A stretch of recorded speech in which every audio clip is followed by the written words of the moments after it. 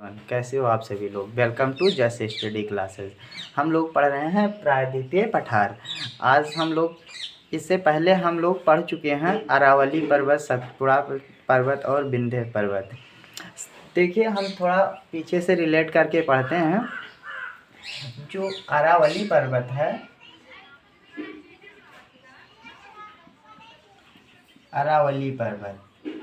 अरावली पर्वत के जो गुरु शिखर पहाड़ी है वो सबसे ऊंची अरावली पर्वत की पहाड़ी है।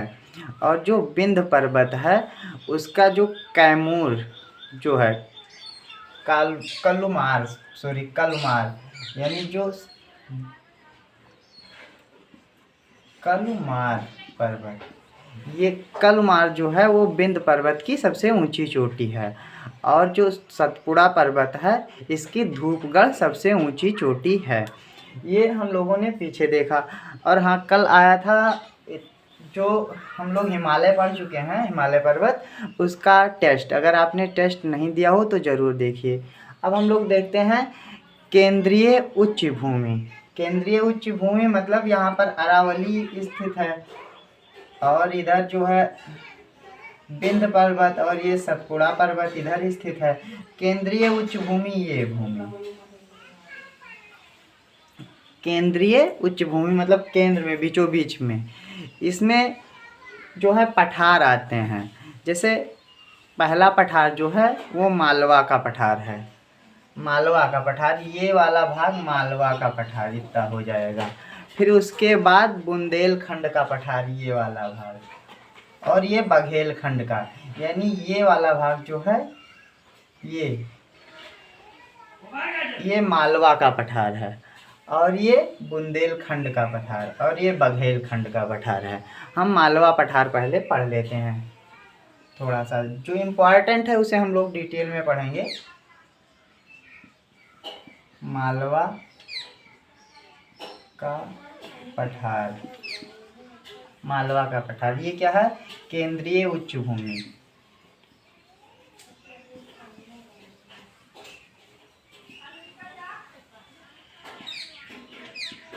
केंद्रीय उच्च भूमि के अंतर्गत ये मालवा का पठार आता है। मालवा का पठार जो है वो ज्वालामुखी के उद्गार से, यानी बेसाल्ट चट्टानों से बना है। बेसाल्ट, ज्वालामुखी, यानी कभी ये जो पहले था गोंडवाना लैंड का भाग था, तो ये ज्वालामुखी के उद्गार से बना है और उसके लावे से, यानी बेसाल्ट चट्टान से। इसका निर्माण जो है किससे हुआ है? बेसाल्ट चट्टान।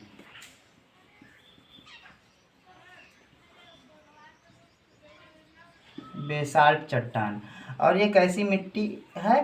तो ये लावा से निर्मित हुई है, तो ये काली मिट्टी है, काली मिट्टी है।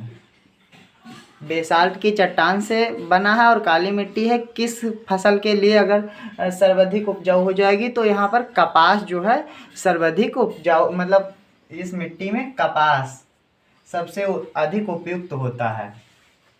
जब हम कृषि पढ़ेंगे तो ये सब डिटेल में पढ़ेंगे। और यहाँ से नदियाँ निकलती हैं, जैसे बेत हो गया, चेनवा हो गया, काली सिंध हो गया, केनाब हो गया, ये चेनाब हो गया। तो ये नदियाँ निकलती हैं। केन, चेनाब, काली सिंध,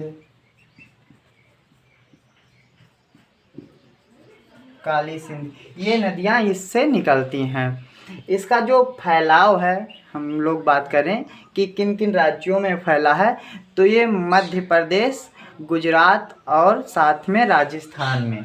राजस्थान के कुछ भाग में, यानी कहाँ कहाँ पर फैला है? गुजरात में प्लस राजस्थान और ये मध्य प्रदेश।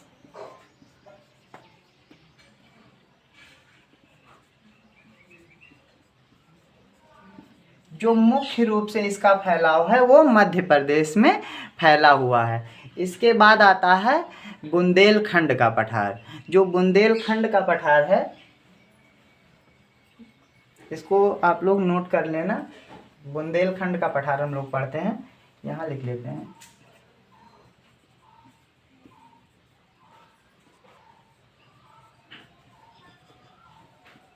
बुंदेलखंड का पठार, इसका जो फैलाव है वो उत्तर प्रदेश यानी यूपी प्लस एमपी यानी मध्य प्रदेश में ये फैला हुआ है।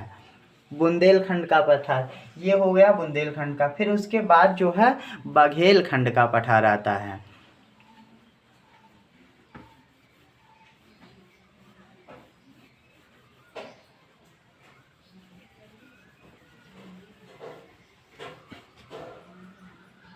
नंबर तीसरा हो जाएगा बघेलखंड। इसका जो बघेलखंड का जो फैलाव है ये मध्य प्रदेश प्लस छत्तीसगढ़ में है। मध्य प्रदेश प्लस छत्तीसगढ़।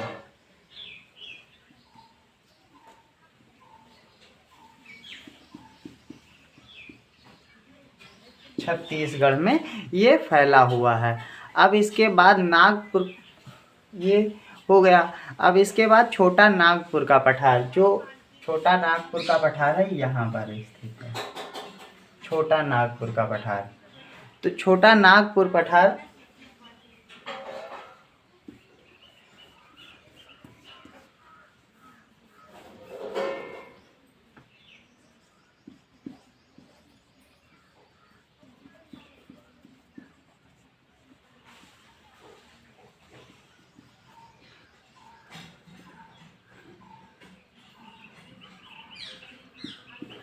छोटा नागपुर का पठार, छोटा नागपुर का पठार जो झारखंड हो गया, छत्तीसगढ़ हो गया, पश्चिम बंगाल और उड़ीसा में फैला हुआ है।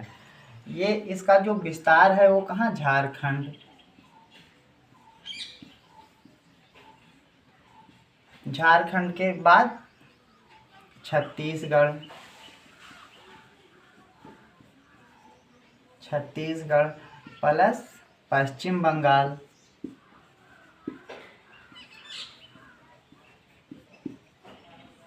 और उड़ीसा में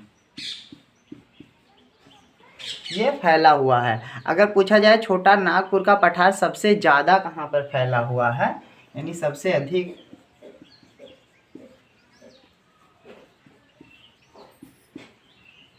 क्षेत्रफल किस राज्य में है, तो हो जाएगा झारखंड में।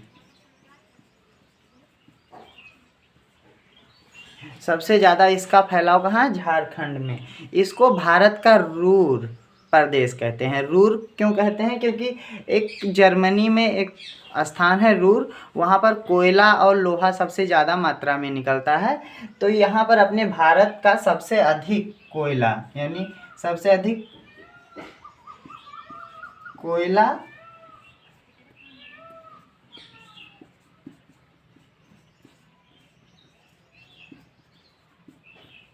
सबसे अधिक कोयला और लोहा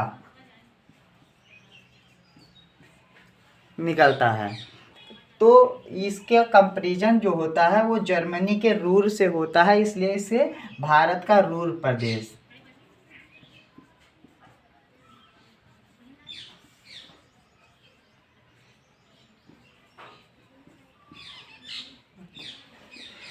के नाम से जाना जाता है, कहा जाता है या जाना जाता है। छोटा नागपुर का पठार, छोटा नागपुर जो ये पठार है, अगर हम इसको यहाँ देख लें ऐसे, नागपुर छोटा नागपुर का पठार है, तो इसके बीच से जो है दामोदर नदी जाती है। कौन सी नदी, ये नदी हो गई दामोदर।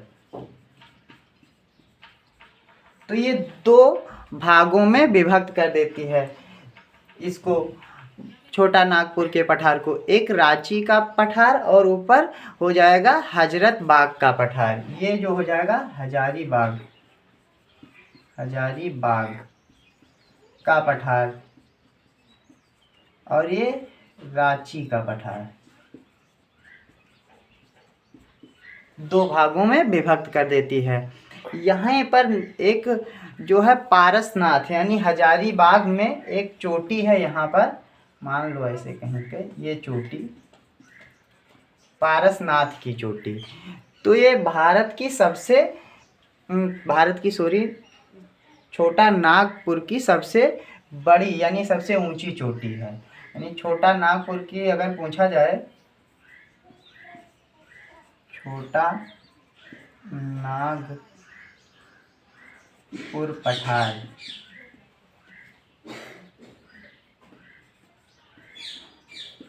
पठार की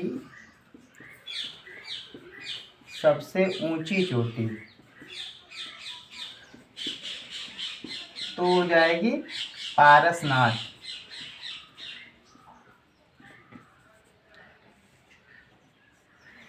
छोटा नागपुर की सबसे ऊंची चोटी पारसनाथ। थोड़ा हम लोग एक बार फिर से रिवीजन कर लेते हैं। छोटा नागपुर है जो झारखंड, छत्तीसगढ़, पश्चिम बंगाल और उड़ीसा में फैला हुआ है। ये सर्वाधिक झारखंड में फैला हुआ है। इसको भारत का रूर प्रदेश कहा जाता है। रूर क्यों कहा जाता है, ये अंडरलाइन हम कर देते हैं। रूर इसलिए कहा जाता है क्योंकि इसकी तुलना जो है जर्मनी के रूर क्षेत्र से की जाती है और वहाँ पर सर्वाधिक कोयला और लोहा निकलता है। और भारत का ये नागपुर के पठार में भारत का सबसे ज़्यादा कोयला और लोहा निकलता है, अतः इसको हम रूर कहते हैं। उसकी तुलना में जो छोटा नागपुर का पठार है उसके बीच से दामोदर नदी निकल जाती है, तो ऊपर हजारी का बाग पठार हो जाता है और नीचे का रांची का, यानी दो भागों में विभक्त हो जाता है रांची का पठार। तो फिर यहीं हजारीबाग पठार में जो एक चोटी है पारसनाथ की चोटी, वो नागपुर पठार की सबसे ऊंची चोटी हो जाती है। अब हम आते हैं, यहाँ पर एक स्थित है मेघालय का पठार। यहाँ पर ये तो हो जाएगा छोटा नागपुर का, और इसमें ये केंद्रीय उच्च भूमि में हम लोग पढ़ चुके हैं। तो यहाँ पर जो है स्थित ये मेघालय का पठार हो जाएगा। इसी का एक अन्य नाम शिलांग का पठार है। इसको हम पहले साफ कर लेते हैं।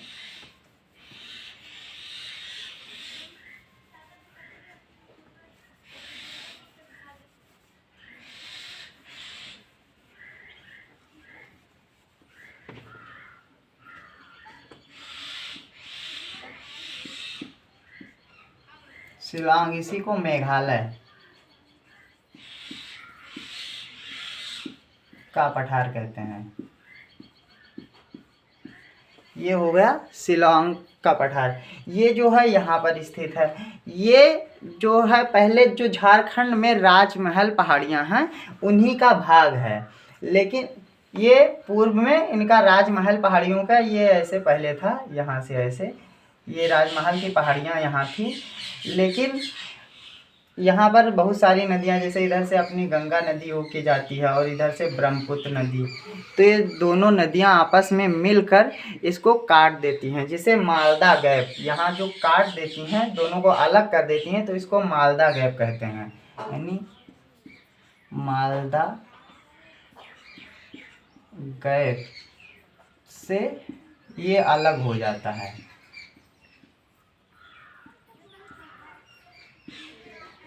और किससे होता है, तो राजमहल की पहाड़ियाँ, राजमहल की पहाड़ियों से अलग हो जाता है ये अपना मेघालय का या शिलांग का पठार, मालदा गैप नामक स्थान से ये अलग हो जाता है।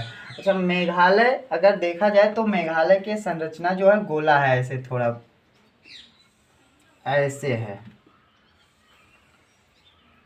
तो मेघालय में 3 पहाड़ियाँ स्थित हैं जो कि यहाँ की जनजातियों के नाम पर हैं। गोरो, खासी, जयंती। जो यहाँ पर गोरो है और यहाँ पर फिर खासी है और यहाँ पर जयंतियाँ, यानी गोरो, खासी, जयंतियाँ। जो खासी पहाड़ी है, ये खासी पहाड़ी, खासी, इसी पर मेघालय की राजधानी शिलांग स्थित है। और इसी पर मानसी रामक नामक स्थान जो स्थित है, जो विश्व में सर्वाधिक वर्षा के लिए जाना जाता है। अगर आपसे ऐसे पूछा जाए कि विश्व में सर्वाधिक वर्षा वाला स्थान, तो मानसी राम। अगर ऐसे पूछा जाए किस पहाड़ी पे सबसे ज़्यादा वर्षा होती है विश्व की, तो आपकी खासी पहाड़ी हो जाएगी।